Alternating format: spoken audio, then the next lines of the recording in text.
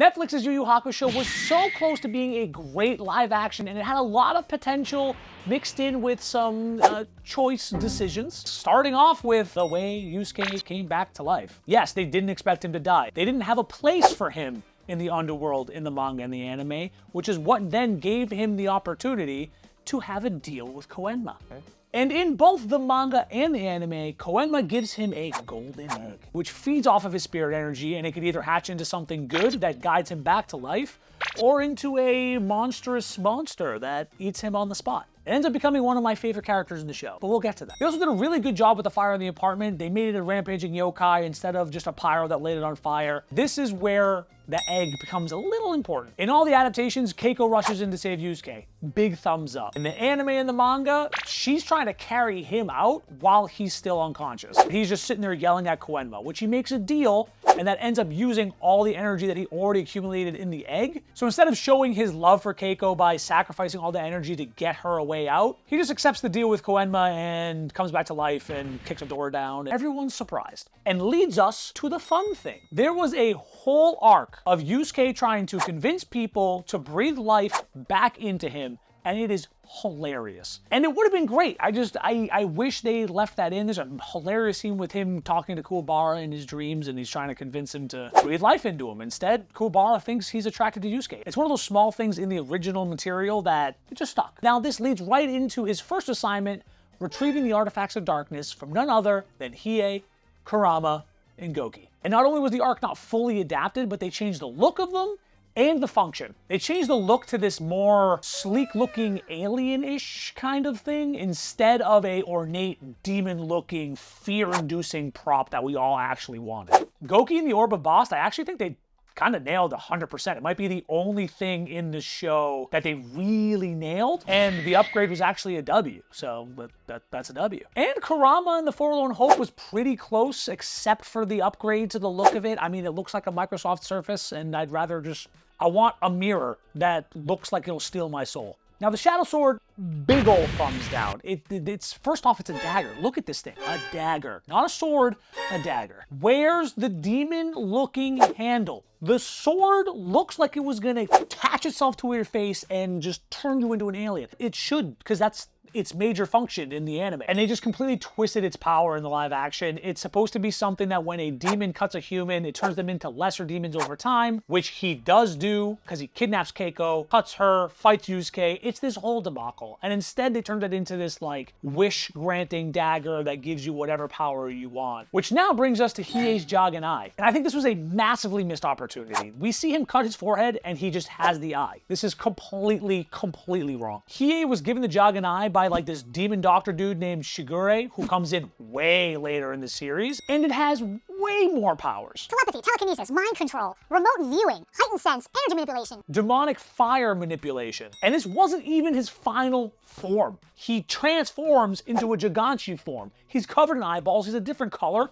It's phenomenal. The only, and I mean the only thing that we see him do with this eye is use it like Google Maps, which leads him the wrong direction anyways, so accurate. The whole Hiei Yusuke first fight is so imperative to their relationship, and I just think it was a missed opportunity. And while we're on the topic of Hiei and Yukina, their relationship in the live action and in the anime actually isn't that different. The whole purpose of him getting the Jagan eye was most likely to keep an eye on Yukina. And the whole reason Yukina gets captured is because she finds out that she has a twin brother that was thrown off of a mountain, and so she leaves the Ice Maidens to go and find him. In the anime and the manga, he has to give up a piece of his story in order to get the eye, which ends up being the ability to tell Yukina that he is her twin brother. And this kind of makes the ending of the live action completely pointless because he doesn't tell her anyways. But I don't think it's a reason to not tell your sister that you are her brother after you've gone on a massive tear.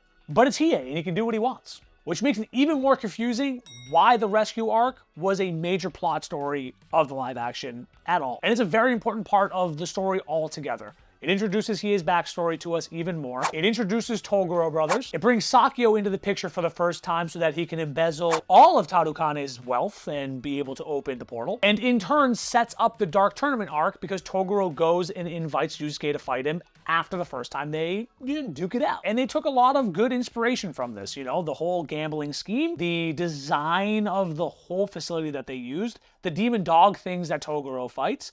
They had some elements that they smushed together with some other story arcs. Speaking of arcs that just got completely thrown to the wayside, no Genkai tournament. She held a whole tournament to see who was worthy. The spot as her apprentice had to be earned in the anime and the manga. And then she would teach you the secrets of the spirit wave technique. And she had each round have different requirements and standards that had to be done, like fighting in the dark.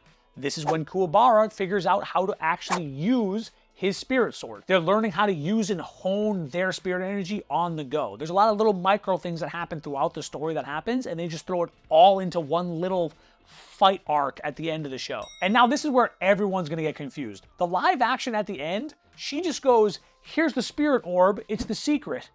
Have my hopes and dreams. And there was no explanation at all about what it is or what it does. It literally almost kills Yusuke in the anime. I legitimately think that I would have enjoyed this part of the live action more if they did it like an 80s style fighting training montage from like Bloodsport or something. And they just completely glass over it as like the power of friendship will save you, where it was legitimately a one-person hell for Yusuke the whole time he was trying to absorb it. Genkai literally spent a lifetime of taking both body and spirit energy and compressing it into that orb, and over time her body adapted to it and made her stronger and stronger and stronger. In the anime, she literally just goes, this is the last thing I had to teach you, try not to explode. And then he kind of explodes a little bit, but he's good. Which then brings up the biggest letdown of them all. Where's Pooh? The golden egg that Koenma gave him? That's right, it eventually hatches and becomes this beautiful blue spirit world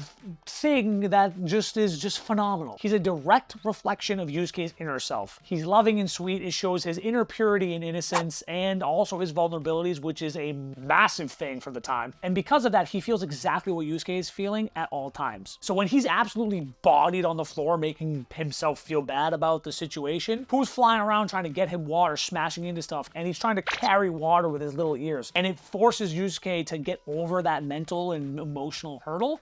And I think maybe this is where they got the inspiration for this kind of inner strife that they show in the live action, and he gets over during his fight with Toguro. He's not important to the show the way they made it. He's important to me, and that's all that matters. And continuing on the theme of arcs that got left out, the Beast of Maze Castle arc was a massive part of their whole bonding experience. The battles with the four same beasts and getting through the Maze Castle really sets up the bond that they had for Team Yusuke when the Dark Tournament comes around. I mean, they almost sacrificed themselves multiple times. They put their trust in Hiei that he'll save them from getting crushed by his ceiling. Yusuke ends up using almost all of his life energy, and Kuwabara has to give him some of his. So instead of bonding over fighting like demons would, they do a little bit more of the human side of bonding on this. Kurama was going to sacrifice himself with the mirror so that he could save his mom's life. And Yusuke remembers his mom crying over him dying and doesn't want that to happen, so he sacrifices half of his life force.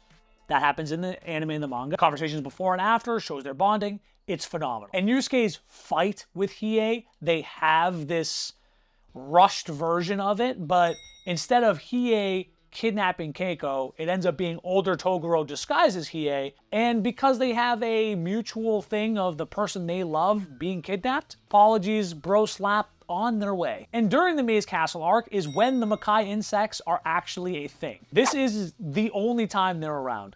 Instead, in the live action, we see this introed in episode 1, and it causes the whole chain of events. Honestly, not a bad choice, and I'm here for it, I think. But the good news is that they didn't leave it completely out. They kind of just merged together the Maze Castle and the Dark Tournament arcs, leading us to the version of the Dark Tournament that they actually did. They whittled it all down to Team Yusuke versus Team Toguro, and they split up the fights into their actual individual pairs, but all over and happening basically simultaneously. They actually literally have Kuwabara saying, I'm here to save you from this demon castle. And now this is where they could have had a lot of fun. They could have legitimately just meshed together the two arcs and created a Bruce Lee Game of Death-esque style of fight. They could have utilized Yukina's healing powers and had one person fight, she's healing them, the next person goes. They could have done 2v2s as they're climbing up the tower or the castle. They could have even used the spirit beasts on the boat over. Instead, they kind of just let Yusuke get his butt handed to him and have him overcoming this inner doubt and weakness and concern that he has over stuff. I think there was a bunch of different ways they could have gone. And the fight with Toguro just felt kind of all over the place. In the live action, this is the first time that Yusuke meets and fights Toguro. No. In the anime, he's already fought him once, and he's had a bunch of fights leading up to this. Then gets to the Dark Tournament when they're 1v1. The fight went from 1v1 to 4v1 to 1v1 long range. During the whole time, Yusuke is trying to figure out this weird sense of weakness and self-doubt the show just held on to through the whole thing. I still don't get it. Maybe this is their way to show the pain that he goes through for the Spirit Wave Orb absorption in the anime and the manga. And then he just lets off a massive Spirit Gun and kills Toguro, which I think is a combination of a shout out to the Spirit Gun that he shoots off to, like, say thank you to Genkai after she dies in the tournament, which we've got a couple of things to talk about when it comes to Genkai's death. Toguro kills her in the ring, which happens way after Toguro has already met Yusuke and has already fought him. He literally invites him to the tournament. And instead, we just get Genkai sensing Toguro coming and just goes, "Here's the orb, away with you, child." Now, that being said, Genkai getting unalived is actually more true to the manga than the anime was. This is actually one of the things in the show that I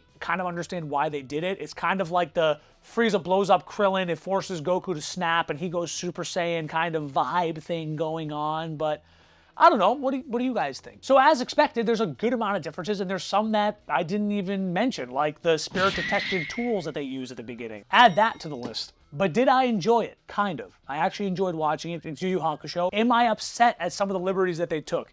Yes, just like we always are. So it didn't meet our standard of One Piece, which is completely fine, because it feels like they did their own kind of self-contained story, but there was a ending scene that might bring up the Black Chapter section of things, possibly.